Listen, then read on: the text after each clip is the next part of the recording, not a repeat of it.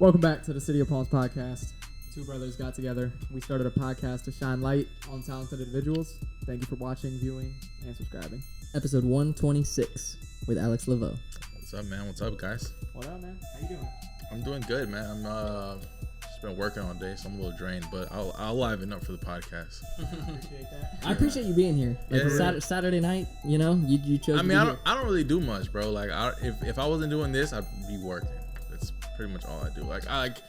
I don't know. I hang out here and there. But right now, like, I'm in grind mode, so I'm just not I'm locked in and stuff. So. What's your weekly? What's your weekly pattern usually look like? Do you give yourself a day off to where you don't work on anything? I don't know. I don't have the most healthy answer because my answer is no. But some days, like Sundays, I usually rest. But even me resting, I'm usually researching new things, looking at certain videos, trying to find different ways to grow the business. So I'll say Sundays, yeah, usually. But I take off when I have stuff to do. Like if family wants to hang out or I want to see the homies or something, I'll take off. But that's it's not a routine. It's just whenever it happens.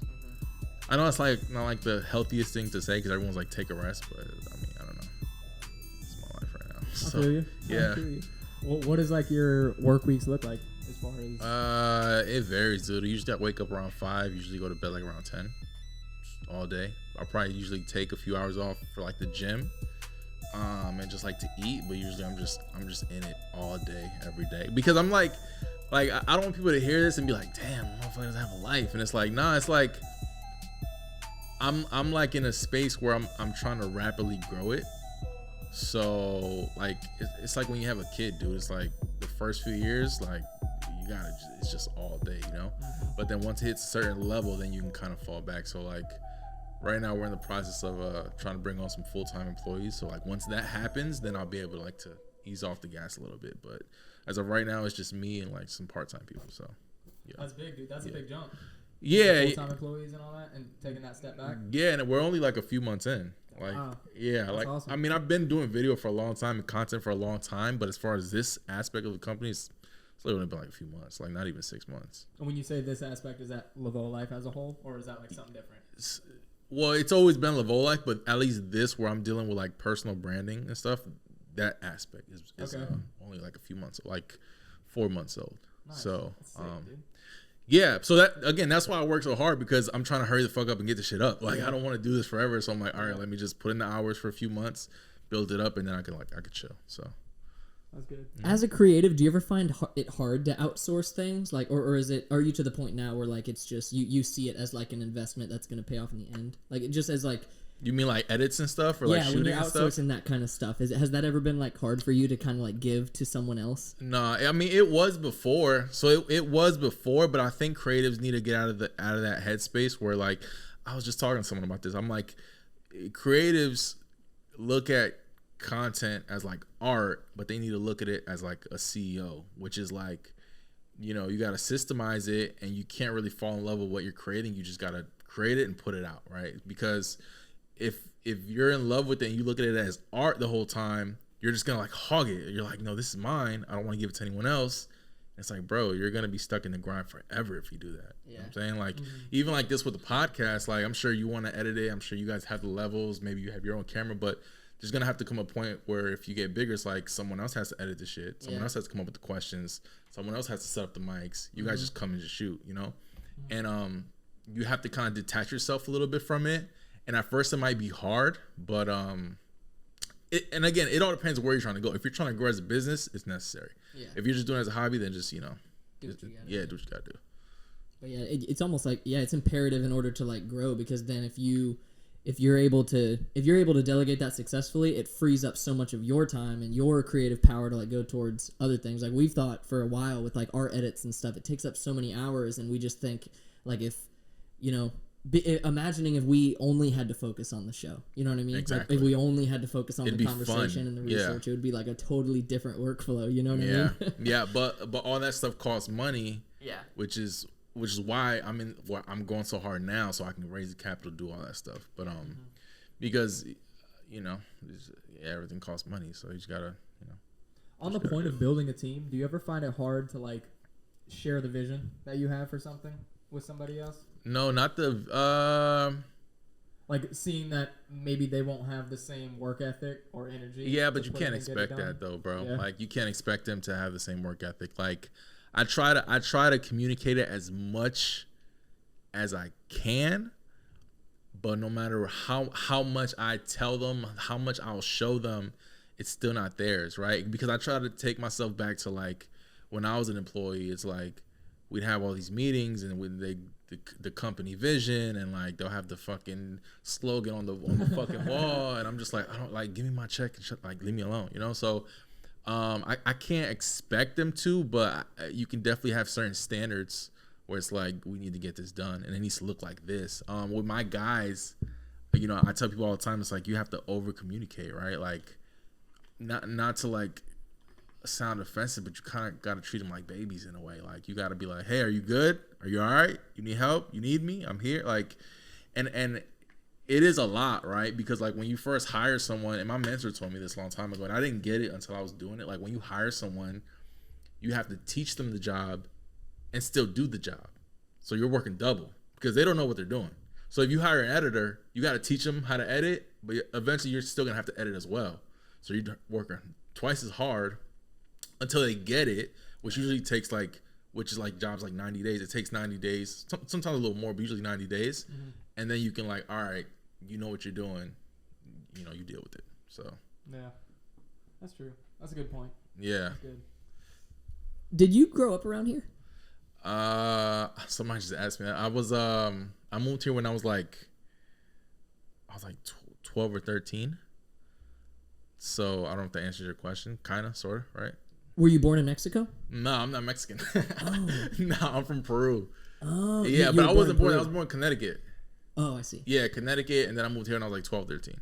I see. Okay. Right. And then I was just so I grew here since then. So it's definitely changed though, for sure. Like I remember back in the days, like you know, Edison. Like I remember when I first moved here. At least like with my homies, like so I grew up in Lehigh. So where we would hang out is like Walmart, like the big Walmart right there. Like that's where we would hang out. Edison Mall was like all the homies I grew up with are like from up north. So we were like, yeah, we're gonna take the bus, and we would take the bus to Edison Mall, but the bus took like fucking 3 hours, like you know. And yeah, so it was definitely like a shift. And I remember like when I first moved here, like my first month here. My cousin came with me and we were like, man, we're gonna go walk around, look for some girls. And it's like, mind you, we're coming from up north, so like everything's close. Where you guys from? Like Pennsylvania, right? You lived over there? I'm from around here. I just lived up there for a few years. Okay, so you know, like, well, I don't know. Pennsylvania's a little different, but up north, like everything's close. But like here, it's like everything's not, especially in Lehigh. Yeah. So we would walk around for like all day. Humid as fuck, sweating. We thought we were cool. We had like these, like, you know, back in those days we had like the basketball jerseys with the shirt, and then we had the basketball shorts under the jeans, and we just looking ridiculous. And it was just 102 degrees outside. 102 degrees, bro. It's like June. Like what the fuck, like. But you know, shifts you make when you first move here. But yeah. What part of Connecticut? I was born in Bridgeport, and then I lived in Hamden. Okay. Nice. Yeah. Nice. So it was definitely a stark contrast, for sure. Where'd you go to high school while you were in Lehigh? I went to East, and then I went to Riverdale. What was that like? Which one? Yeah, both of them. Like what was high school? So like I went to the Kmart East. I don't know if you guys know about that. Like East Lee County started in like an old Kmart building. Oh, I didn't know that. Yeah, it was like ghetto as shit, but like, and it was small. It was literally like, it was small, dude. Anyways, like I went there because they were still building like the actual East. And then it was just so weird. Like there was just like a ton of fights. Like I think it was just because we were like in a small building, and it's like a bunch of kids with like puberty and testosterone and shit. So like everyone hates each other, but it was like a small building. It was a bunch of whatever. And then we went to like the new building, which is like what East is now. And then I left there and I went to Riverdale. And it was like it was a stark contrast because in East it was new, so it had like all the bad kids there. So it was like constant stuff. And then when I went to Riverdale, it was like so chill. I was like, oh, this is greght. And I graduated from there and I loved it. So nice. Yeah. Did you switch because it was so crazy? No, I got kicked out. I was trying to leave that out of the story. I got kicked out of school. Yeah. Oh dang. Yeah, it was just a lot going on at that time. Yeah. So just mistakes we make. High school days. Did you like play sports or anything in Riverdale? No, I played in East though. I played basketball. Nice. But we sucked though. I don't even remember what our like. We were like we were like the worst basketball team in Lee County. Yeah, so that's how we were with football. We went to Estero. Okay. Yeah. Football team was just Mediocre. never a thing. Yeah. Never a thing. Yeah, like we weren't even taken serious. Like, cause again, so I was playing basketball for East when we were at the Kmart school. So we didn't really have a school. Like, yeah, no one's like the girls didn't take it serious. Like the other schools didn't take it serious. So it was interesting. When did the creative life start? Were there things in high school that were like creative outlets for you? Like, did you do any photography or videography or anything like that at that point, or was it not till later? Nah, it wasn't till later, bro. Like, I didn't even think this was like a real thing. Like, I didn't have a dream to be like a creative. That wasn't like. I just wanted to make money. Like, I wanted to make money, and then like friends of mine started rapping, and you guys know like pay up game, like Andre the Saint. Yeah. Even Malik was around at that time too. Like. They were like rapping and stuff, so I was like, okay, I'm gonna roll with them, and damn, this is like a long time ago. This was like 10 years ago, and then and I gravitated towards them because there was other people rapping and stuff like locally. It just wasn't good. Like they were the only good rappers I knew, and when I say good, I meant like everything, like branding, presentation, like shows, like music, like beats, like. I don't know, like they just stood out, so I was like, all right, I'm gonna just start hanging around Pay Up, and then at that time I started doing interviews because no one else was doing interviews, so I was like, how can I contribute? How can I like stand out? I was like, all right, I'm gonna just fucking interview people. So I was a big fan of, like Charlamagne the God at the time, so I was like, all right, so I just started setting up cameras just like this, and I just started interviewing people. And that kind of like grew into like its own thing, and then like I interned at the radio station, and then I got connection with DJ Quest, and then I had him on my podcast, and then that grew into like something else, and then I started having like a whole bunch of different other people, and then from that radio station I ended up working for another radio station. Then I started having like real guests, like real artists, and then that grew into like something else. But I'm sure like you guys know, like even like through interviewing and podcasting, and even in the radio station, like there's no money. Yeah. So like I'm in like grind mode because I've always been like a hustler, bro. So like when I find something that works, I just lock it and I just go. Yeah. So I was doing and then I was traveling too. Like I was lining up interviews in Orlando. I was lining up interviews in Tampa and Miami. I was like grinding, bro. I was just doing all this shit.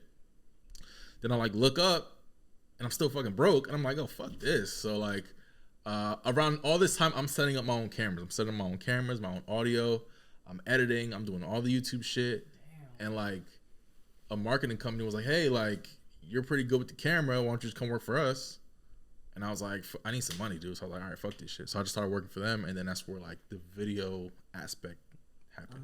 What kind of stuff were they having you do right off? So we were, it was a marketing company, but we were dealing with restaurants specifically, hospitality. So they were pretty new too, bro. Like they didn't really know. They were just like, yo, we just need video, but we don't know what to do. So they were like, figure it out. And I was like, all right, fuck.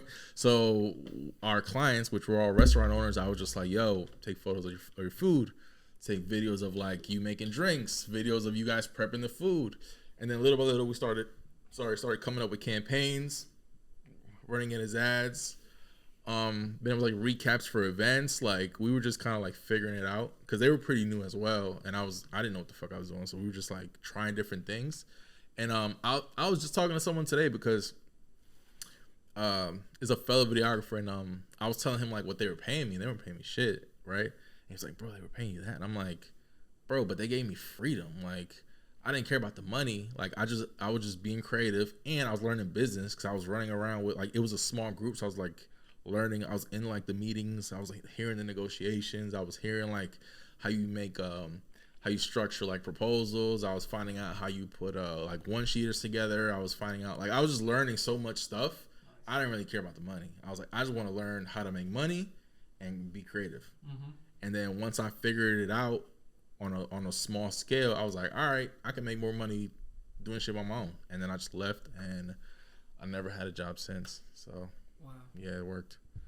I could see that being stressful, like being thrown into that and not really like having exact direction, but also fun, like super fun to like trial and error, kind of like figure out a workflow and figure out how to like make it work for a brand. Yeah, because around this time I was already doing like video stuff for my podcast. So I was experimenting. I got into After Effects. I was like, yo, we need like dope animations. Cause I was like, yo, the more animation, the more people are gonna want to watch, which isn't true. But I was like, yo, I need to learn this shit. So I was like learning. I was on YouTube. I was like, yo, I need a better camera. I need a better lens. I need lights. I was learning everything. So then when I went to the marketing side, I just did everything because I didn't know what was gonna work or not. So I was like, yo, let me just add animations. And they were like, how do you do that? I was like, I don't fucking know, but it's working. And then same thing with the camera. Like, yo, how much the camera cost? Oh, $3,000. Oh, like, why'd you get that camera? I don't fucking know. I saw it on YouTube, so I bought it. And I started doing that. Yo, how much is that? Because I had a macro lens. How much was that lens? It was $1,000. Why? I don't fucking know. I was on YouTube and I saw some food photographer that had it, so I bought it. Yo, same thing. Bought a drone. Like, I did all this shit and I just tried everything and like and again, that's what business is, bro. And that's what everything is. Business, podcast, everything's like you just try shit. What works, you just double down on it. What doesn't work, you don't waste your time again. Yeah. So it was fun, man. Like, it was fun, and I don't regret it. And it was, it was like a learning experience. It was like my college in a way. So, Yeah, that's cool. Cool.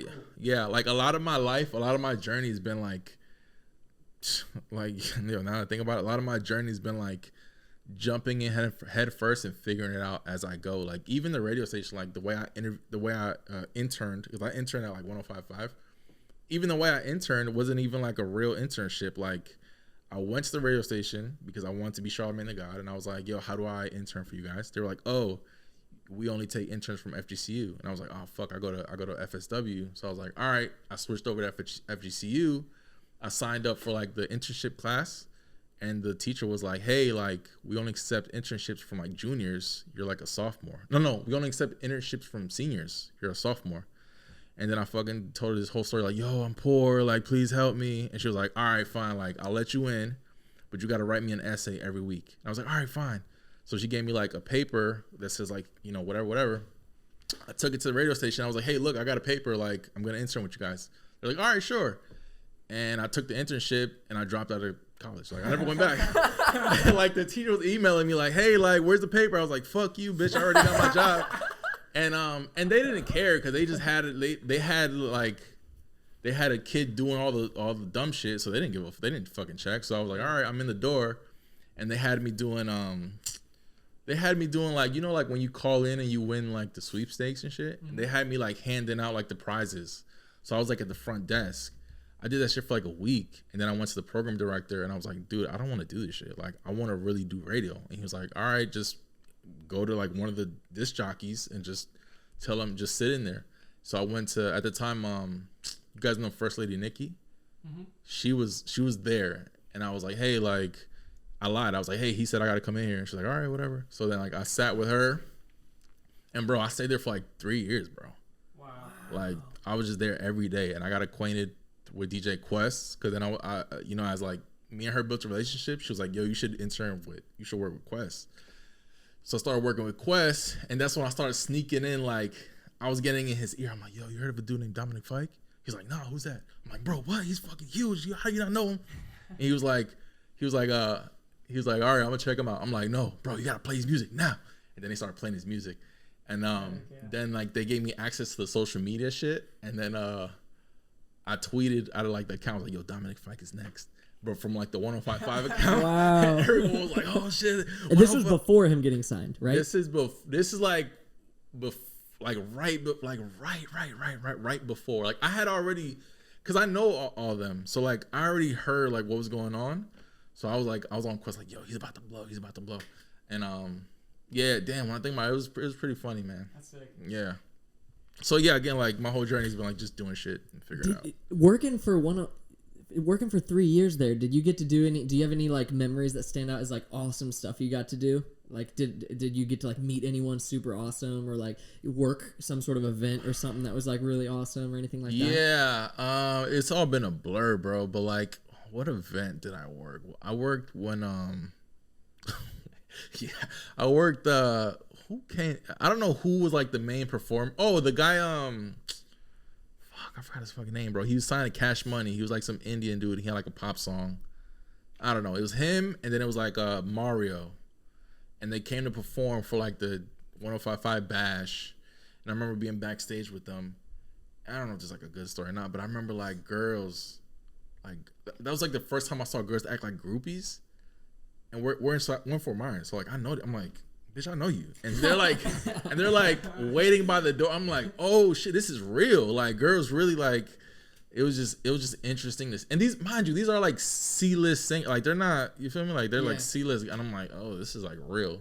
So that was like that. That was like interesting to see. And then as far as like, nah, man, I think just overall experience was just like really dope, bro. Like I'm very grateful that I built up those relationships, because then when I left and I started doing my podcast, DJ Quest was like my first guest.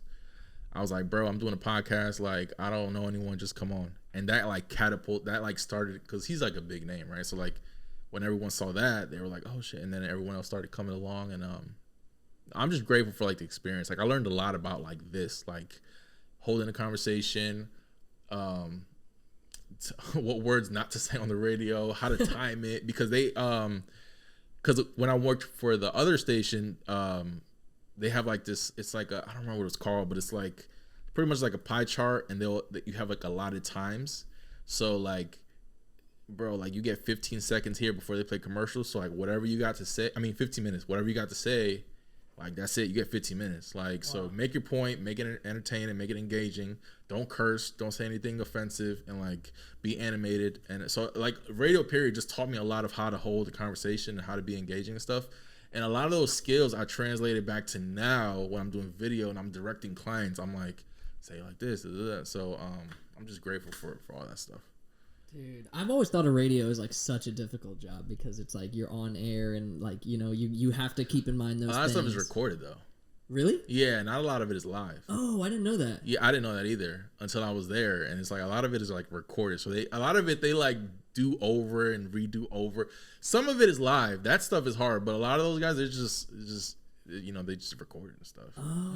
Yeah, man, I don't know about now. Maybe it's different, but but radio's like a dying business though. Like all those guys are and they, I say it all the time, and they always hit me up. Like they DM me like, hey, why are you talking shit about us? I'm like, bro, like, you know, but I genuinely appreciate radio, like real radio, like not like just playing music. I mean like the radio personalities. Mm-hmm. Like it's a selfless, and they don't get paid that much, and it's like a selfless job. So. And they do a big service, like, you know, for those people, you know, like that work the 9 to 5, and like our brother like works construction, and like he's like my dad and him, like I feel like that's part of their day to day is like listening to that radio station, like those personalities. They almost like kind of like how we listen to podcasts, where like you almost like become friends with those people because you hear them all the time, like at least once a week or every single day. You know what I mean? Especially here, because it's like a small city, so a lot of those people, again, they don't get paid that much, so a lot of those people do like club hostings and stuff to like, you know, really make money and stuff. So like, so just imagine like you hear someone on the radio like on your most like, I don't want to say your most important time of the day, but it kind of like you're going to work, you're leaving work, you're going home, you're on your lunch break, so you're hearing them, and then you see them in the club, and they're like cool, and then you're like, oh, and then they're around with the celebrities. So it's like in a small city, even in a big city too, like you can easily become like a celebrity through radio in a way, which I think is a good and bad thing, but that's, you know, but yeah, but it works. So like, you know, like Brittany Gonzalez, she does a great job. Even Quest, like he's done a phenomenal. I think he's had like the #1 rated night show in Southwest Florida for like ever. So they do a good job for sure. What age were you when you made that leap? When you said like you didn't work ever since then, what age was that where you like made that leap to just total like, you know, we're doing this, we're going all in? I don't know. I think it was like 24, 25. I think it was like 25 for sure. 20, I think it was like 25. Yeah. You worked with Curie, didn't you? Yeah. Briefly, we had so I was doing my podcast, and then Malik was doing his podcast, and then we were like, yo, let's just merge and let me just do my stuff under Curie. And we shot a few episodes, but I think we only released like 1 or 2. Like it wasn't, because right after that, me and Malik kind of like bumped heads, and then we split again. Then I stopped, and then Malik stopped carrying. Because again, like we spoke off air, like stuff it gets draining, bro. Yeah, that's and what Malik, he was saying. On and Malik was building like a whole business around it. Like he had multiple personalities, multiple shows, and he wasn't making any money off it. So yeah, that's a lot. That is a lot. Yeah. Dude, I want to ask too, because like the first time I think kind of figured out who you were. I just started seeing your content, and I don't really know how either that I first saw you, but what was that crazy? Like a lot of drone footage, lots of drone footage. Yeah. I want to ask like how you got into really that, because I know you had already mentioned that just like through the trials and tribulations of saying, let me get this, let me get that to figure it out.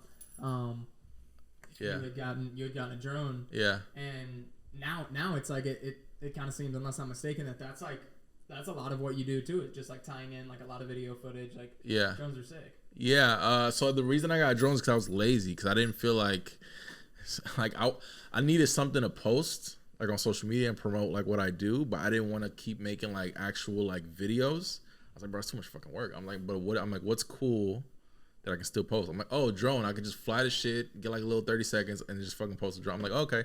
So I was just doing that consistently. And that's kind of like what people were knowing me. If they were knowing me as like the drone guy. Meanwhile, like I never went to school. Like I don't have the fucking license. But I was like, So again, just trying shit and just it worked. So that's kind of how I got into drone. I kind of stopped doing the drone stuff. But yeah, no, it was cool. And you were out of the country when you had done that, right? Like I saw a lot of footage. I lived in Puerto Rico. Yeah. Yeah, I lived in Puerto Rico for almost a year. I think it was like 8-9 months. San Juan? Yeah. Cool. Carolina, which is like same. It's like Lehigh, Fort Myers. It's like the same shit, Okay. but yeah, it's essentially the same thing. Yeah. What propelled you to go out there for a year? I got this opportunity, dude. Like again, Sick. jumping head for, bro. Same shit. Like, so I was freelancing out here. I was doing my own thing, and I was making good money. Right. I was making like on average, I was bringing in maybe like $7K a month, 7K a month. Right. And then but it's fucking grind. Videos are grind. But anyways, then my friend hits me up. He's like, hey man, like I know this like millionaire. He needs a video guy full time. I was like, great, send him my way. He's like, there's one catch though. He's moving to Puerto Rico. Oh my god. Because of tax purposes. And I was like, fuck. I was like, I don't know, man. He was like, yo, shout out my boy. I still talk to him to this day, and I thank him all the time for this. Like, he was like, bro, he's like, don't look at it as a job. He's like, look at it as college. Look at it as a business opportunity. You're gonna learn. He's like, bro, you're gonna live with this guy. You're gonna see his day to day. You're gonna be around him. He's like, you're gonna learn everything there is to know about business. He's like, don't look at it as a job. Look at it as an opportunity.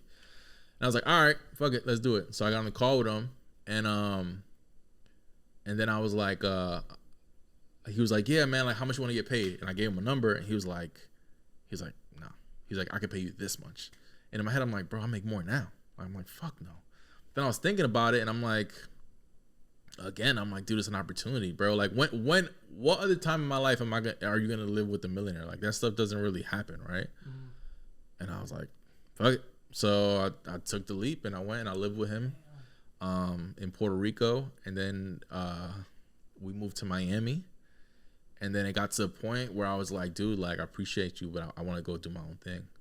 And I thought he was going to get mad. I thought he was going to be like, what the fuck? But he was like, he was super supportive. And again, like, this taught me about, like, having, like, building up a good reputation. Because he was like, bro, like, you work hard as fuck. You do everything I tell you. You don't bitch. Like, we live together. Like, you've seen me pissed off. Like, you've been, like, my therapist damn near. He's like, bro, like, whatever you want, I'll support you. And then, I was just with him last weekend. Like, still homies to this day. That's awesome. I asked him for advice. Like, it's when I think about it, not only that, I was exposed to like his circle too. Cause like he hangs out with like other top guys too. And it's like just being around that world, dude, like it's just fucking crazy, bro. Like they don't live normal at all, bro. They don't live normal. They don't think normal. They don't talk normal. Like, but they are normal though. Like even my homie, bro, like we're friends and everything. And I remember one time I'm like, bro, people look at you like like you're some fucking like lord. I'm like, bro, like you're annoying as shit sometimes because I live with him. So like obviously I get I'm like, you know, whatever. Do the dishes. Yeah.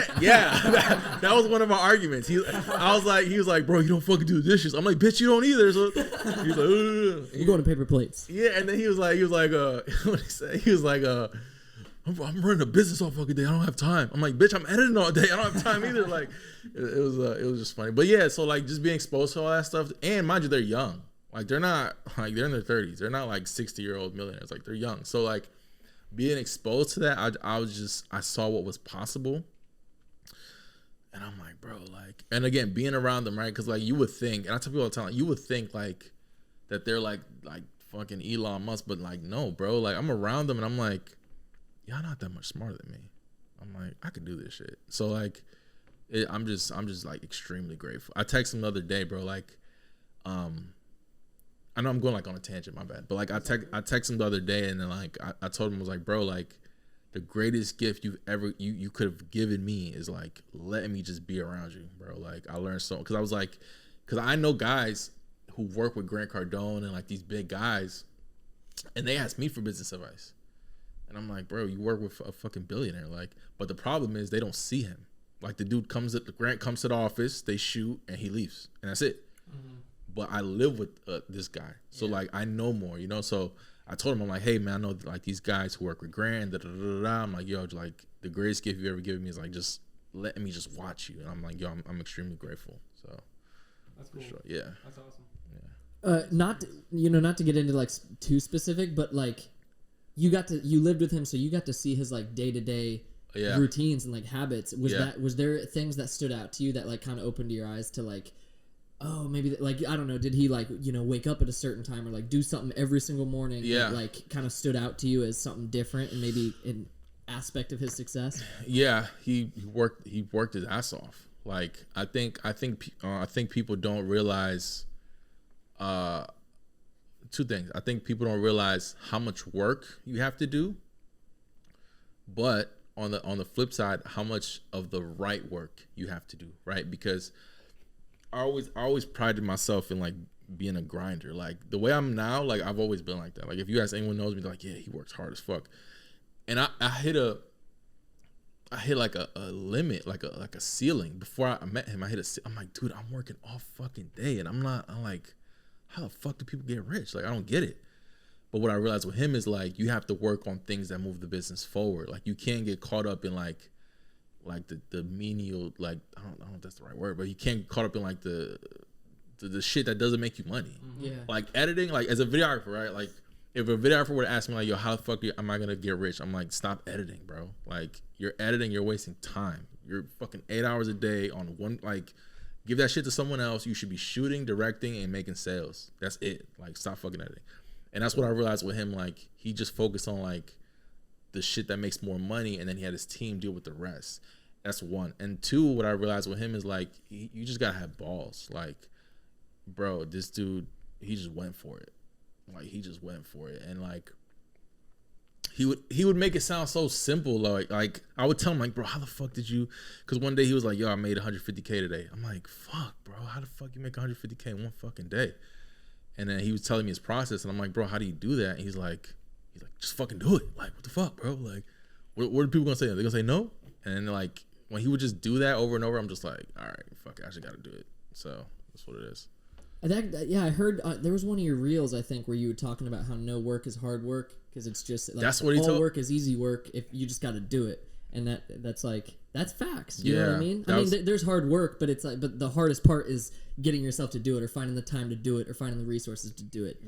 Doing it itself is not hard. That came from a conversation with him too. Like we were like, I think we were eating dinner, and I was asking him about something, and I'm like, bro, is that shit hard? And he was like, shit ain't fucking hard, bro. Nothing's fucking hard. I'm like, of course, you're a fucking millionaire. Like, bitch, like, what the fuck? Like, shit's fucking hard.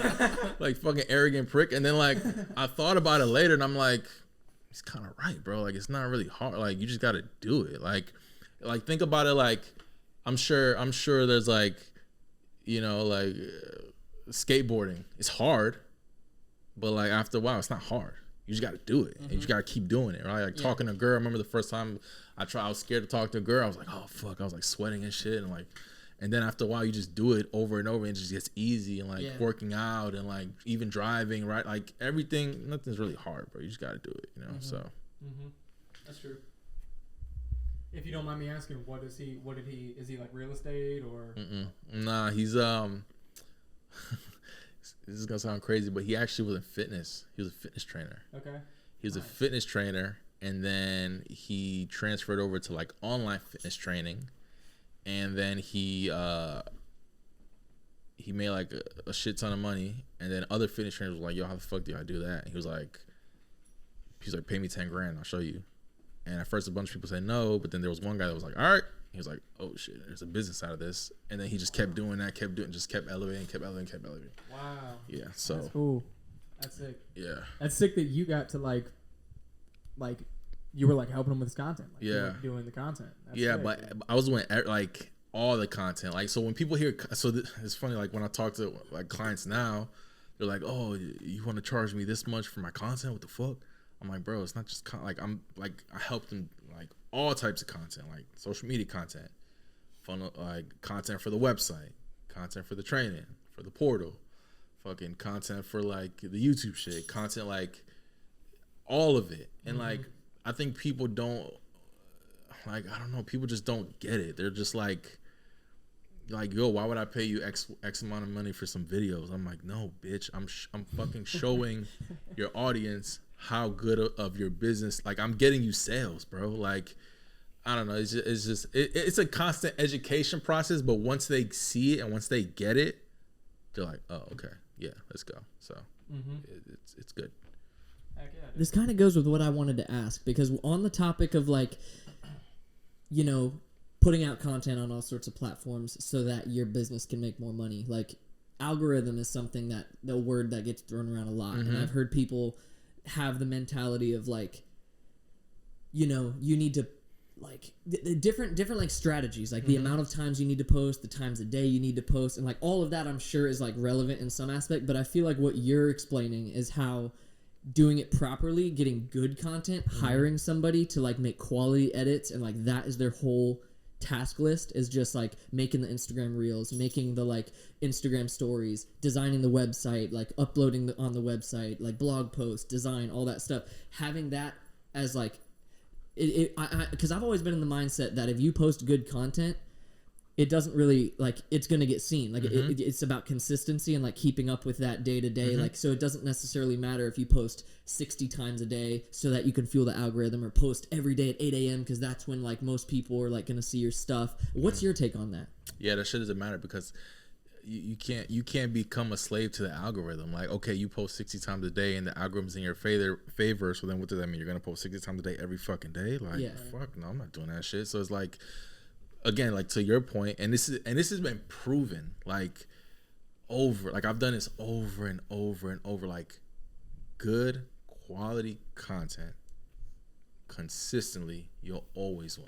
And when I say good quality content, doesn't have to have 1,000 edits. It doesn't have to have 1,000 animate. Like, no, like good quality content is content that your audience gives a fuck about, and really take the time to brainstorm it and to speak to what moves them, and do that on a consistent basis, and you'll win every single. Like we've seen it. Like I've seen it happen so many times. Like there's so many people that try to hack social media by like little tricks and little whatevers, and I'm like, why? Like you're hurting yourself, because you can't always do that. Like, but you can't always put out quality content. Like, you know, you just gotta give a fuck about it. Like, yeah, like you gotta think about what you're saying, what you're gonna say, who you're talking to, how you're talking to them. Like little nuances. Like if you're just like doing like the little TikTok dances and shit, I don't know. I don't think like it's scalable. I don't think you can do it for a long period of time.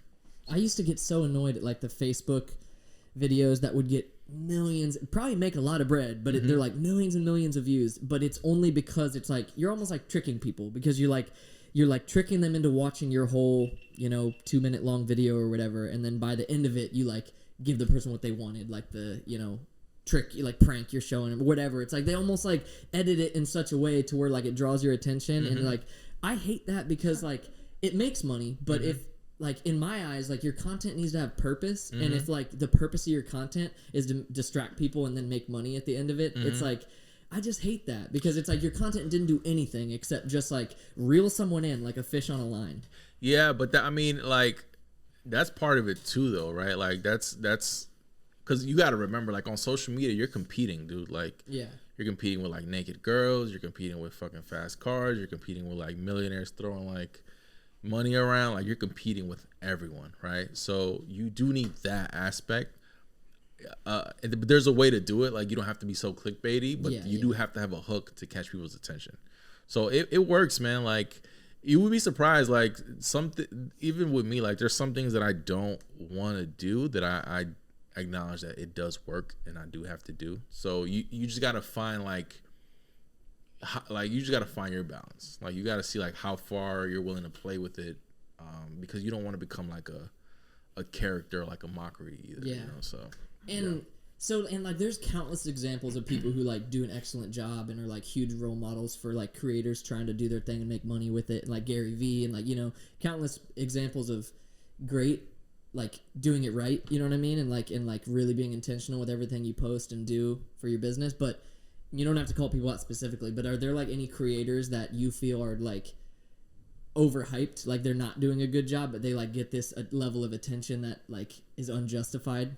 No, I mean, nah, dude, because in my mind, like if you get that attention, that means you're doing something right. Like even if I don't get it, like there's something you're doing that I'm not. Like I just feel like, you know, I feel like whoever has the audience, I feel like they just figured it out, you know, like, yeah, like for example, like the Paul brothers, like Logan and Jake and Logan, right? Like there's certain things that maybe like I think is like cringy, or I'm like I don't get it, but at the end of the day, they're getting the views, bro. Like so I can't really fight them on it, you know what I'm saying? Like even like Andrew Tate, like there's a lot of things that he says that I'm like, what the fuck? But on the flip side, I'm like, it's working. Like I get, like somehow you've galvanized the masses. Like I don't know how, but you're doing something right. You're doing all this wrong, but there's something that you're doing right. So I just because at the end of the day, it's hard, dude. Like so, I give everybody their respect. Yeah, that's a good point. Yeah. Do you have any opinion, like just on you know the topic of like Andrew Tate? Like obviously he was somebody who canceled and whatever, and now like upcoming with this Kanye stuff. Are you tapped in with that? Any of that? Like I don't really care. I don't know. Like I feel like this is my take on all that stuff. I feel like because I saw somebody send me a clip of like some painting of his, or he had like a mural in Chicago, and like they blacked it out, like they blocked his. I feel like people are so quick to like turn.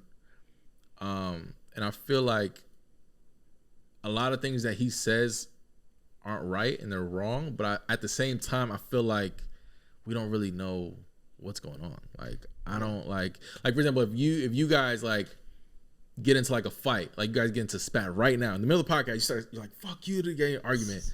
My mind, I'm like, oh, these motherfuckers crazy. Like this is in the middle of the interview, they're fighting, but I probably don't even know, like, before I even got here, you guys probably, like, had some type of, you know what I'm saying? Like, there's a lot of things that I don't really know. Mm-hmm. So, I just don't cast judgment that fast because I've been on that end of the stick where I've had, like, people be like, hey, man, like, I heard da-da-da-da. And then I'm like, bro, that never happened. And they're like, oh, shit, no, I heard, you know. So, like, I've been there. So, I just kind of give everyone, like, their grace. Mm-hmm. So, you know. Yeah, my main, I guess what I was talking with somebody, and, I guess the topic of discussion was basically people are like saying that he's wild because he cut his money in half with all the people dropping him, and you know I'm like, dude, Kanye's Kanye. That money's gonna come back. Kanye will make the money back. And they're you know, Yeezy was like, you know, Adidas was the biggest thing that could happen, and the guy I was talking to really didn't even know that that like he had been with Nike prior, you know, with the Red October and stuff, and like, you know, I was like, dude, he'll make it back. Kanye's a genius at the end of the day. Kanye's gonna be Kanye, and I think what people are not realizing, and maybe this is like the younger generation. I think people don't realize how many times we've seen this happen where someone gets shitted on by everyone, and like through time, maybe it's 5 years, maybe it's 2 years, maybe it's 10 years, but eventually like, they creep back in somehow. Like, dude, I've literally seen clips of Mike Tyson in his prime telling a woman reporter, "I'm gonna fuck you until you love me," which is technically rape. And now he's like, he hosts his podcast. He's like some Zen guy. I'm like, bro, this is crazy. Like, same thing with like, you know, bro, all these guys, like everyone you could think of, they've had that moment. Like, I remember fucking Akon had like this clip go viral like 10, 15 years ago. He was like dry humping some girl. Come to find out she's like 15. And like he was like everyone was like, fuck Akon. Now he's like saving countries in Africa and shit. Like, he's like, you know what I'm saying? So, you know, Michael Jackson, Elvis Presley, he married some like 12-year-old girl and shit. Now he's like, you know what I'm saying? It's like, as long as it's not like illegal, as long as you, obviously, you know what I'm saying? As long as you're not like, you know, but I feel like everyone can make a comeback. Yeah. You know? Sure. And that's like the purpose, right? That's one thing I hate about cancel culture is like if someone's doing something illegal, they deserve to be punished, go to jail, do what you got to do, whatever. Like, you know, but when it comes to like saying something insensitive or like acting a type of way that's like really disrespectful and whatever, it's like, it's up to all of us to grow every day. And actually, I listened to something from Kanye yesterday, and it was cool. He said, he's like, we are like God's iPhone. And like every day we get a new Apple update. Like we're his greatest creation, his most treasured creation. So every day he's giving us this Apple update, and it's up to us to like, you know, hit yes and like update and like learn, and you know what I'm saying? And like, and you can see that with people who get canceled. Like, it's cool to see them creep back because you can see them like not that person they were. You know what I mean? Like bad things they've done in the past, you can see that they're no longer that version of the iPhone. You know what I mean? Yeah, I think I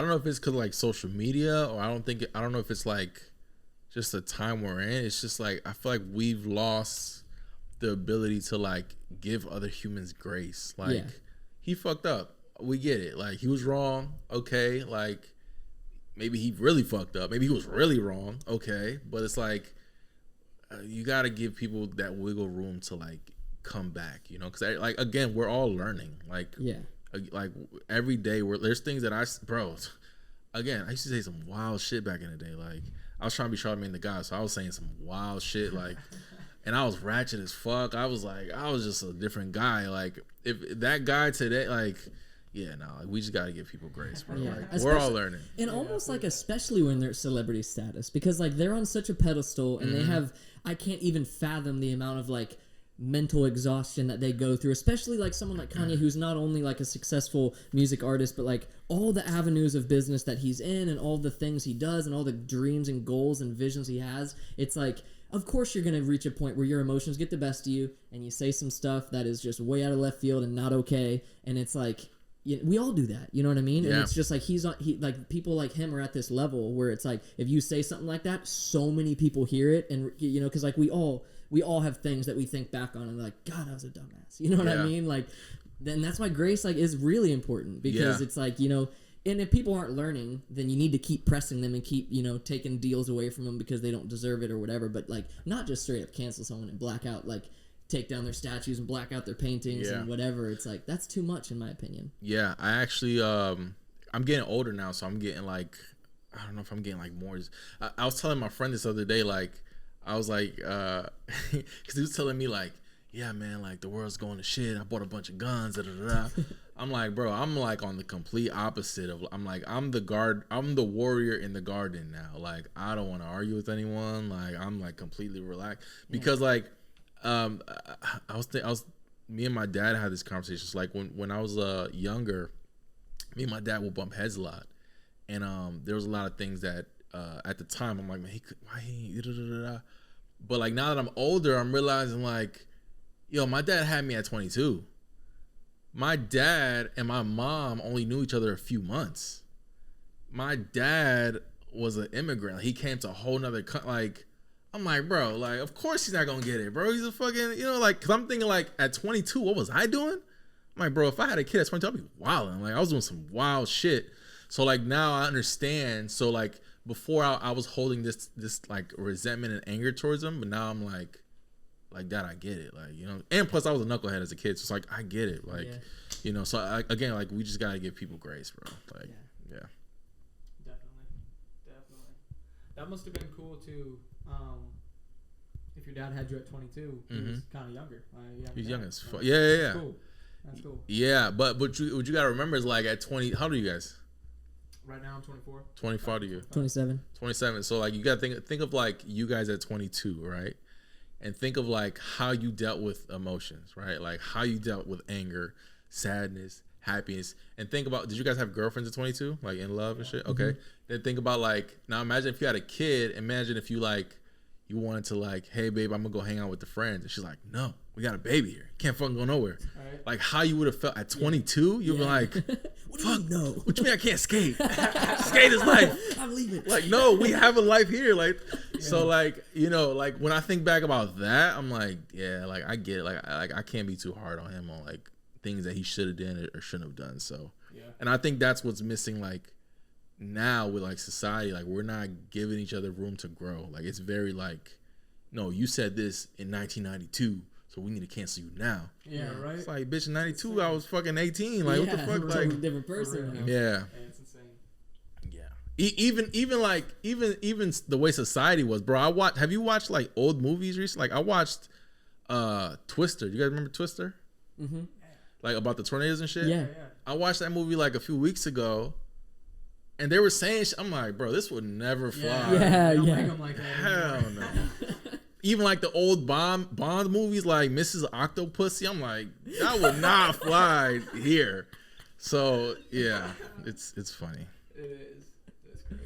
Yeah, and I hate to see. Granted, like, you know, there's situations that are very terrible and awful, and like I'm not underplaying that, but like all of our parents, you know, like we can look back on things and like be bitter or upset about like things that were done to us or weren't done for us or whatever. But it's like at the end of the day, like all of our parents tried their best. You know what I mean? Like they are humans and they have emotions and like they make mistakes. And it's like all we can do is just try to learn from that and then remember that whenever we're parents. And then you know, take that in our adventure. It's funny because I had that, bro, like now that I'm older, I think back on a lot of shit. Like I remember one time I was talking to DJ Quest.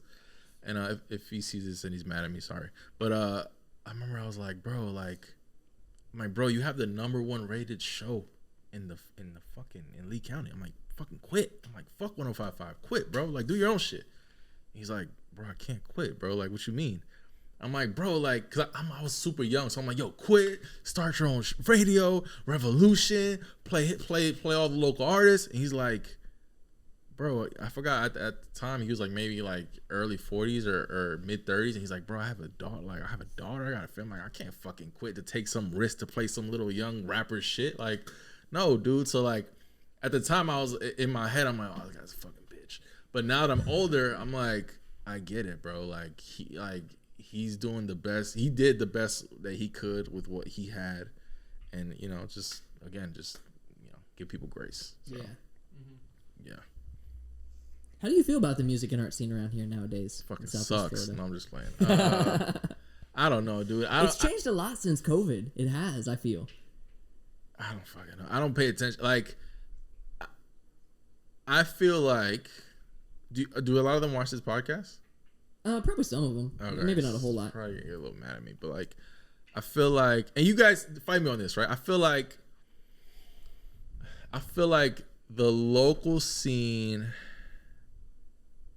gets very, and this happened even like when I was interviewing local artists, like the local scene gets very caught up in being local. Like they perform at like Barbara B. Man, they perform at fucking what was the shit they perform the same places, they make the same rounds, the same open mics, they have the same open mics, they make music for the same subset group of people. It's literally like the same 50 people who listen to your mixtape and they're like, oh, my shit's on fire. It's like, no, bro, literally the same people listen to your shit. And it's like, which is fine, right? Like if you want to make it a hobby, it's fine. But like, if you want to really blow, like how a lot of them say they do, it's like, dude, you gotta get out there, bro. Like and they don't post enough music, bro. Like I was having a convo with the artist the other day and he's like, yeah, man, like, I got this mixtape coming. I'm like, when is it dropping? oh, it's dropping. I forgot what date. I was like, okay, where's like the content? Are you posting music videos? He's like, oh man, it's coming, bro. It's just gonna drop. I'm like, bro, you're gonna get 10 listens on your shit. Like, no one fucking cares, bro. Like, put shit out. They just, I don't know. It's just weird. I'm like, I don't know. So I have my gripes with it, but on an artistic level, yeah, I'm sure they're thriving. They're doing their thing. I love that. Yeah, we're not as tapped in as we used to be, like years ago, like pre-2020. Why are you not tapped in? Just the way life has developed, and also like and no one sticks out. It's like it's like yeah.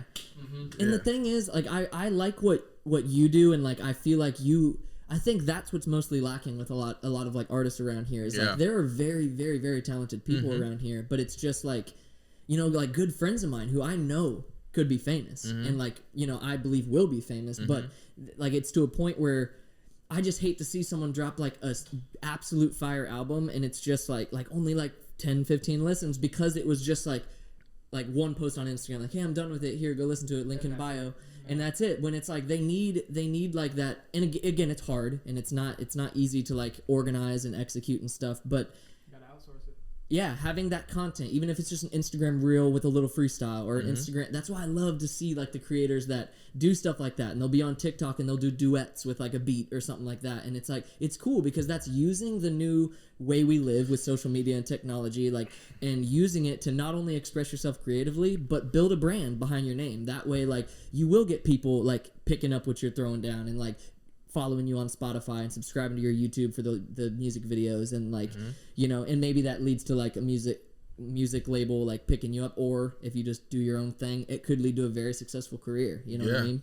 Yeah, I was talking to D-Rock from VaynerMedia, Gary V's videographer, and the other day, and we weren't talking about that, but we were just talking about business owners and content period, which is kind of the same thing. And he was saying like, bro, like a lot of these guys, like, he's like, just post every day. He was like, just post content every single day. Like, a lot of people don't want to post, and it's like there's this ego of like, who are you? Like why would like you post once a month? Why would I give a fuck about your shit? Like, it just doesn't make any sense. Like, post every day because, again, you're competing with all these naked bitches on Instagram. Like, you're competing with so much. You cannot afford to just not post every single day. And everyone thinks like, and D-Rock said this too, and I agree. People think like, yo, if I post today, all of my followers are gonna see my stuff. And it's like, no, that's not how social media works, bro. Like, if you have 1,000 followers and you post a post, literally probably only like 150 people saw your shit. The rest of them haven't seen it because of the way the algorithm works. So it's like, yo, keep posting, keep flooding this shit. And it's like, I wish artists would do the same shit because we've seen it work, dude. We've seen it work with Russ. Russ put out a song a week. And look what that turned into. He's still independent. Like, we've seen it. The model is there. You just got to do it. Yeah. And the problem is a lot of artists don't want to do it. Granted, it's hard. Like, I'm not saying it's easy. But if that's what you want, that's what you got to do. It's like, if you want to be fit, you got to eat healthy and go to the gym. There's no way around it. No matter how many tummy teas you drink, you're not going to have abs. You're just probably going to shit a lot, but you're still not going to have abs, right? Like, you can do steroids, you're going to have muscles, but you're going to fucking have a little dick. Like, you have to eat healthy, go to the gym. You want to fucking, like, skate. How you guys get good at skating? You got to do it all the fucking time, bro. Exactly. Like, I don't know. And it's like we were saying earlier about, like, everything being easy. It's just, like, you know, like, skating is easy. I mean, like, we always say skating's so hard, but like, literally, like, the hardest part is going out there and skating for like X amount of hours, and like, you know, if there's a trick you can't do or a trick I'm not good at, it is hard to get myself to try for 3 hours just trying this trick over and over and over and over to like getting my body. It's not that it's hard. It's probably like just boring. Yeah, and it's hard to like get myself to do it when like it's really like once you have it laid out in front of you, it is easy. Like, you can do it. It's like if you go. You know, not to use skating over and over, but like if you go out and skate a couple times a week for X amount of hours, if you train certain like parts of your body so that, you know, it's like, it's all just like process, and it's just a matter of sticking to it. The same way sticking to working out will get you abs. You know? Right. It's like, that's the formula. Yeah, and that's what people don't want to do. And I think it's gotten harder as time has gone on because now we have so many more distractions. Yeah. everything is on our phone. So now it's easy to watch TV. You just hop on YouTube, or now they got the Netflix app, the Hulu. You know what I'm saying? Like you can talk to girls on Tinder or Instagram or Twitter. Like you can talk to the home. Like it's so much distraction now. Like one of the highest forms of currency now is like attention and focus, because it's just so rare. So whoever can focus the most is gonna win at whatever. Yeah. So. We were just talking the other day about how, like, you know, having discussions about like, man, I just never have time for this. I never have time for that. Like what can I change in my life to like get this to work? And it is hard to like figure it all out and stuff. But like we notice, like, it's like, dude, when you know, we get home from whatever, we get in a parking lot, a lot of times take out the phone, look at Instagram and like just kind of like scroll for a little bit, look at some stories. And the next thing you know, 10 minutes passed. And it's like, that's 10 minutes. You know what I mean? And it's like, you add that up throughout your day of how many times you just open Instagram for a sec, watch a quick 20-minute YouTube video, whatever. It's like you need that. You need entertainment. You know what I'm saying? But it's like when you look at all those habits and look at all the distraction and you really, really focus in and know, like, look at where your time's going. Right. Like you can find little pockets of like, you know, this will be, if I can't go to the gym for an hour and a half, I'm going to go to the gym for 15 minutes. I'm going to do push-ups for 15 minutes. Yep. And if that's the only time I have, that's what I'm going to do, you know? Yep. Yeah, that's just funny. Like, I was thinking about that the other day, too, like, because I'm always like, yo, I don't have time. The other day, I got a fucking ticket, a speeding ticket. I didn't want them to put points on my license, so I took this stupid-ass 8-hour fucking course. It's like, oh, I found the fucking time for that. Yeah, like, you made time for that? Yeah, I made, like, so, yeah, I get some of the jury duty, somehow you get off work and make time for that, you know what I'm saying? Yeah, exactly. So, yeah. What do you guys have planned for this, for the podcast? Like, where do you guys want to, like, what is your like long term, if there's a long term plan for like? Oh yeah, there is. Yeah, we just had a meeting last night, dude. Yeah. There's a big I mean, dude, in the long run, it's past the podcast. Yeah, it's a lot more than the podcast. It's like in the long run, we envision like having a warehouse somewhere where, or not just a warehouse, but like some, you know, industrial building facility. Primarily in downtown Fort Myers, because like City of Palms is like the name of what we do, and just have it be like an enterprise where we have an indoor skate park there, because there's not one there, or there's not one anywhere here. There's not even like an outdoor one here around. Isn't there one? What's that coffee shop downtown? Ride Nature. Right. They have like a little thing. Right? They got a half pipe. Yeah, okay. they've got some ramps. They have a cool little setup, but there's no like actual skate communal like gathering they place for skateboarders. They got one in Lehigh. That's where we go, veterans. Which is like random. Yeah, and it's pretty. Lights shut off at 9. Yeah, it's pretty like run down too. I mean, just metal ramps. Yeah. The greatest. Grateful for it though, for sure. I used to sell weed over there. Yeah, so I know. There you go. Yeah, whole veterans. But yeah, so we envision having like an indoor skate park with also like tying in like a gym. Like a workout gym. Okay. Because like conditioning is a big part of skating, and like sport athletes in general. But like, do you guys work out? Like, do skaters work out to skate? Not really. You see it. Implement it. Yeah, you see it. You should though, right? Yeah, because you see like these street league skateboarders. Like SLS is like the NFL of skateboarding, and you see these guys that are the top skaters in the whole world skating at such a high level. Granted, skating is a lot more than sport. Like a lot of skaters don't like to look at it as like this, you know, like football or something where you're training to win a championship to whatever. Skating's much more than that. But when it comes to improving your skills, and if you do want to compete and you want to make a professional career as a skateboarder, it does take training, you know, especially with injuries. We're all going to get hurt. Skating is so dangerous, and like we've had pretty bad injuries in our time skating, and that's what we've learned is like you have to take care of it. You have to like go through the medical things you need to do. You need to go through the physical therapy training you need to do so that you can skate at that level again, because a lot of people just drop it once they get hurt, tear their ACL, break their ankle, whatever. They don't treat it properly, don't diagnose it properly, whatever. They're not a skater anymore. Or if they are, they can no longer do switch kick flips because like their ankle's their bad ankle or whatever. When it's like we're in an age now where medicine is so advanced and like physical therapy is a godsend. So we want to have that available for people too, where it's like has that gym aspect to it, and it's not going to be like, you know, there's so much more to it too. Yeah, and so what we want is like to have that. Also have like tie in like past skating. Like I envision like a 40-yard dash, like a turf football field. You know. God damn. Yeah, because athletes of all sorts. You can be a member. You know, like this is 24/7 access to where like you have a key fob to open up the door and come in whenever. Yeah. That also takes kids like off the streets. Yeah. and it just kind of helps implement more of like an athletic lifestyle, especially for skaters. Yeah. And my roommate Kyle, he has a nonprofit called Skating with Snacks that he's done. They tore down the skate park he was really making a difference at. They tore it down in Bonita, but he has that nonprofit, and we want to incorporate that too. We're like, we really want to have a place for kids. Like I've worked the YMCA over the summer doing camp counseling, and like it really showed me the importance of like having a place for kids to go where people care about them, encourage them to like follow their dreams, create dreams in their head, like, and all that. And we want to do that for like young like athletes and skateboarders, like have a place where not only like can all the skateboarders gather and like have a membership, go at 2 a.m. if like you get off work at a restaurant or whatever, train if you're just getting off an ankle injury, but like, you know, and the weekends and the summers, like that can be the place, or after school maybe, like that can be the place their parent drops them off and they can like trust that we're gonna take care of them, you know what I mean? And like have them a complex where they can practice tricks safely and like properly, and not have these dumb metal ramps that are rusty and like, you know, like blazing hot in the sun. You know, like we want to provide a complex that is like provide that service, because that doesn't exist around here. That's a big ass goal though, guys. That's a lot. It's gonna come in phases, but like that we've envisioned that for like years now. Since we started, we've had this vision of like what we want to do with our life. You know what I mean? That's good. So that's like your guys' goal. Like, like we have day jobs and stuff, but like I work at a school. I do the YMCA over the summers, and like a lot of aspects of what we do in our day jobs are building us to like run that successfully and like be those people to be at the head, to where like there'll be a lot of moving parts and a lot of components to this, and it will take a lot of learning, a lot of time, a lot of like resources and good people, but like we just have faith that that's what we're supposed to do, you know.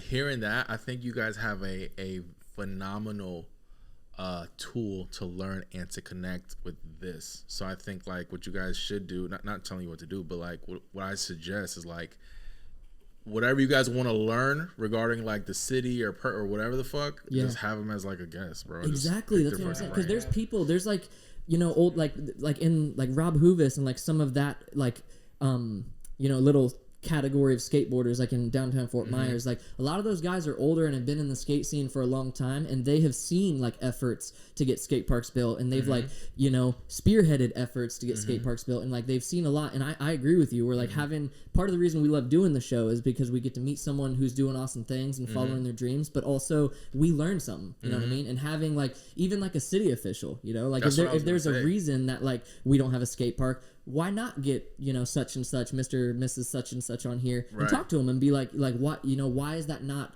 a priority? Why is like, and they might inform us and like enlighten us as to why, and like maybe give us tips on how we could do it. You know what I mean? That could even be one of the questions, like, hey, hypothetically, if someone wants to open a skate park, what would they have to do? Yeah. And then right there, you guys have step 1, 2, 3, like right there. Like, I think you guys definitely should dial into that. Like, get guests that are more in, like, because you're probably gonna have to get grants, permits, or get like a whole. So just get those type of guests and just use this, like, hey, I got a podcast, but really I'm trying to get all this info from you, and like, and build a connection too, because like when they know, because especially like officials do, like they don't know what they don't know. It's like, as much as they, not to like go here, but as much as they choose to represent the people, a lot of them don't really know the people. So like once they connect the face to name, they'll be more willing to like share and have a conversation.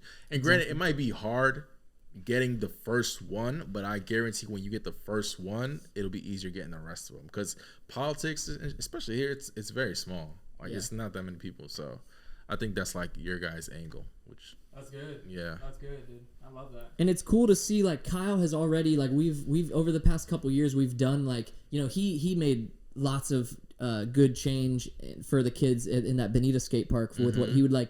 He'd work at Sonic all day, like doing his day job, and then after work, he wanted to skate, but he'd show up at the skate park with like a cooler full of oranges and waters and like encouraging kids to like stay hydrated, eat good food, like good snacks to like fuel their session, and then like he'd bring like peanut butter and jellies for them to like make themselves and whatnot. And since then he's done, you know, we did a Go Skate Day event where like we went to Veterans Skate Park, and like it was like just cool to see like vendors came out and like lots of kids got involved, and like we just had a lot of fun. And then this year, was it the end of summer, we had like a back to school bash at Veterans Skate Park, and this time Kyle went. He's got all the legal stuff done, like it is a 501c3, so he has a lot of like leverage to do stuff. And he got the city involved, and we got the past 2 events. We got like a pallet of water donated, so we had endless water. Kids were bringing home 3 cases of water for their parents, like That's after cool. the event. And like he sat out. He was able to like partner with some city people and like sit outside Walmarts and collect school supplies. And we got that whole side room was full of school supplies. And we just packed up our cars and we went out to veterans. He got it all permitted. He got it all like insured. So we were there. That was our skate park that day. And like it was so sick because kids showed up in the morning and their parents showed up and like loaded up backpacks full of stuff and, you know, came and met us. And like I was painting grip tape and stuff, like painting boards all day and like giving them to kids. We did some product tosses, some contests. And then in the evening after like the younger folks had left, he put on a hip hop show on the ramps. And it was just like, he got it, like rented a PA system, went all out. And it's like, that's just like a small confirmation that it's like, this is awesome. You know, that's community, that's culture. You know what I'm saying? And skateboarding incorporates so many little avenues of different arts and cultures. And I just hope that one day, like higher up people can see that, you know, like what value a skate park can bring to a whole community. The way that they're gonna see that is like, if you guys do that again, what you guys should do is have this podcast there. You don't have to have all this equipment. You can literally like, you can use this as a mic, and then someone can use the other one as like the camera and just record it. Yes. And whatever city officials are there, interview them like, hey guys, what do you think of blah blah blah? Like, oh, that's phenomenal. Boom. Now you have proof that other city officials think it's great. Yep. Hey, you send it off to all the rest of the city. Or interviews with parents, you know, like parents. Because we had one guy, it was so sweet, dude. And I have the video still. Like we admitted we dropped the ball the last 2 events with video coverage because we enjoy shooting video and making YouTube videos and stuff, but it's hard when like you're running the event. It's hard to wear all those hats. So we've like kind of dropped the ball to cover it and post it and like let people know. But there was one guy who at the Go Skate Day event, we had set up both events. We set up like complete skateboards and helmets and stuff, and we're giving those away as well for like while supplies lasted. And there was one guy who was on break from work, and he brought his son to the park, or like he just got off work or something. He was just like lunch break, and he just showed up and he decided to take his kid to the park for the lunch break, and he got his son aboard, and he was just like so like, and we gave him food. Yeah, and it was just one of those moments where like you make that connection with someone, you see how they light up at like this thing that they now have that they've like the kid has wanted for a while, and it costs a lot of money for good gear and like quality gear, not just like a, you know, Walmart board. Dang near cardboard board from Walmart. And like to see that, it's like it would be cool to document it because then like you can show that as like a case study. You know what I'm saying? It's like this is what it's doing for people. This is like how it's like improved someone's life. You know what I'm saying? I was just doing some research the other day, and the number one driving force for a business, I think 74% of the businesses is case studies, like testimonials, like with happy clients. So I feel like you guys should definitely, whether it's a kid, like interview a how do you feel about this? Everyone loves kids. It should go viral. Like holding the board up. Bro, put it on TikTok. Get it fucking 100,000 views. Like, because at the end of the day, like all these officials want that. They want eyeballs for their own reasons, of course, but they want that. So they're like, hey, this skate park, this little event, 100,000 views. Oh shit! Oh, we should sponsor it, or we should blah blah blah blah. Like now you have like a lot of moving parts, and you guys can definitely. I think you guys should do it for sure. I think it's a good idea. Definitely will, dude. I love that. We're chasing it, and it's cool too because like it's like we get stressed about like income with the podcast and like, you know, the grind that it is, but just having like that in mind of like, you know, we have fun doing this regardless of who's watching or how the edits come out or whatever. It's like we do enjoy this, so that's what keeps us here every week and like keeps us wanting to push, you know. I think as far as the income goes, I think and I did the same thing when I was doing podcasts. I think what you guys need to do is shift your brain to like, this is not gonna be the money maker, this is gonna be the tool, right? Like that's how you guys need to think about this. Like use this as your networking tool, use this as like your way to make connections, use this as to get information, because make it, if you keep thinking about trying to make money from this, granted I know it's a grind, like, but you keep thinking about making money from this, it's gonna get draining, you're gonna get discouraged. But if, like we spoke earlier, you use it as a tool to get to closer to certain different people, you're gonna want to do it more. So I think that's how you guys need to look at it, for sure. Definitely that's key. That's key. You're definitely right about getting burnt out when you think about not making the money. Or views, like when you look at view counts, it's like, bro, we spent how long on that episode, and it's got how many views? But it's like, you know, at the end of the day, bro, I remember one time I drove to Miami. I interviewed this rapper. He showed up like 2 hours late. Still went through with the interview. I rented out a studio space, shot it, paid for like the hotel so I could stay the night, whatever. Put it out. She got like 50 views. I was like, what the fuck am I doing in my life? Like what the? Literally, your head goes right there. Yeah. But in the long run, that interview led to another interview, that I ended up getting like a big artist, and that made, when I got that made it a lot of it worth it. It definitely softened the blow. Yeah. So I get it. It's a grind for sure. I love hearing your story. How you know, we always say nothing's a coincidence, and it's cool hearing like almost like these arcs of your life where it's like, you know, it reminds me of like, you know, an anime when like a character gets taken away and like for special training, and then they come back like better equipped than they were before. It's like that was your time in Puerto Rico with the millionaire. It's like you were building and learning and growing, and now I told my friend the other day, I'm like, me in Puerto Rico is like a hyperbolic time chamber. Literally, that's yes. Like, cause literally, like, I didn't know anyone in Puerto Rico, so I didn't really. Granted, after a while, I met people and I started hanging out, but for like, I didn't do anything but just work for like the first 2 months, and I was just like, just fuck it, I'm here. Like, I didn't know what else to do, and me and him had like an interesting first meetup, and I was like, fuck, did I make him? I'm like, what the? I remember my first night, I was looking up at the ceiling like at the end of the day, and I'm like, fuck, what the fuck did I do, bro? Like, I'm in fucking Puerto Rico. I don't even fucking know this guy. Yeah. Like, fuck, he's a, like, he kind of was like mad. I'm like, oh, he's a fucking dick. I'm like, damn, I'm gonna live with him now. I'm like, shit.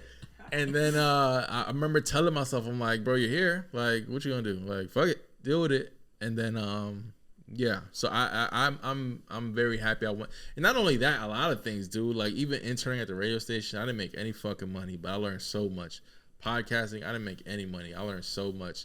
Working for the marketing company, I made pennies to the dollar, but I learned so much. And all that shit kind of led me up to like here. So I'm like, you know, I'm just everything affects everything, right? Same thing with you guys. Like skating, okay, cool. Skating, podcasting.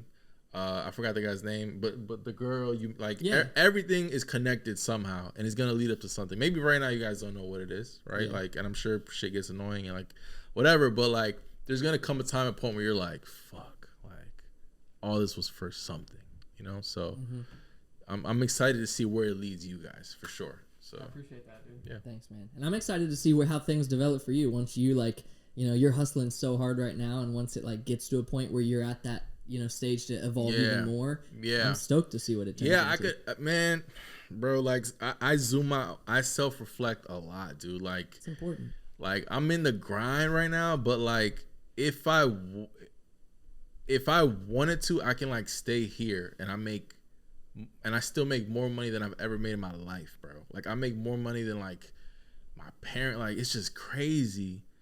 And I'm like, bro, what the like this is nuts.